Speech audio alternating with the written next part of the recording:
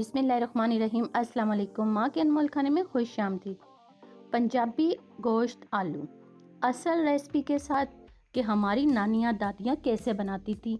असल रेसिपी क्या है पंजाबी आलू गोश्त की, आइए उसकी रेसिपी आपसे शेयर करते हैं। बिस्मिल्लाहिर्रहमानिर्रहीम। यहाँ पर सबसे पहले मैं लहसुन के 10 से 12 जवे लूँगी। उनको बारीक बारीक स्लाइस की सूरत में कटिंग कर लूँगी ताकि इनको कूटने में आसानी हो। दालचीनी का 1 टुकड़ा, बादियान का फूल 1 अदद, मोटी इलायची 1 अदद, लौंग 2।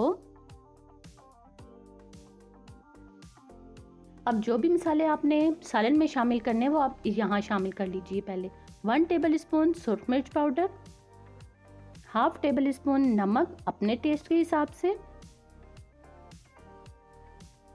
साबुत धनिया 1 टेबल स्पून, जीरा साबुत हाफ टेबल स्पून। मज़ीद इसमें हम कुछ और भी शामिल करेंगे।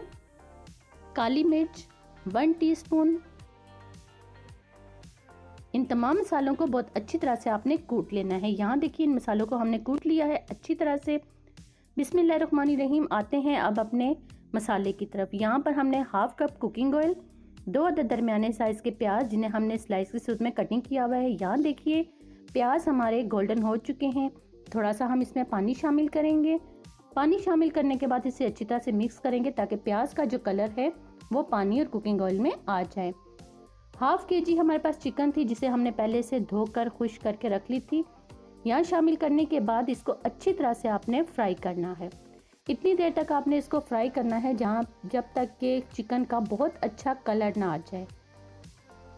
पंजाबी आलू गोश्त की असल रेसिपी क्या है वो ये है कि बड़े जो हमारी नानियाँ दादियाँ थीं उस वक्त उनके पास इलेक्ट्रिक बीटर नहीं थे, मशीनें नहीं थे, तो अपने हाथों की मदद से मसाले कूट के सालन में शामिल करती थी। यहाँ हमने वो मसाला जो कूट लिया था वो शामिल कर दिया है। थोड़ा सा पानी भी शामिल करेंगे। उससे पहले हम यहाँ पर आलू हैं, 1 आलू को मैंने छील कर उसके 2 टुकड़े कर लिए हैं। छोटे छोटे पीस नहीं करने हमने। यकीन जानिए इस तरह खुशबू आती है जैसे घर पे हमने कौरमा बनाया हो या कोई बहुत ही टेस्टी हमने सालन बनाया हो। टमाटर यहाँ पर मैंने 2 अदद शामिल कर दिए हैं, मोटे मोटे कटिंग करके किए हैं। बहुत आसानी से ये गल जाएंगे। थोड़ा सा पानी हमने शामिल कर दिया है इसमें।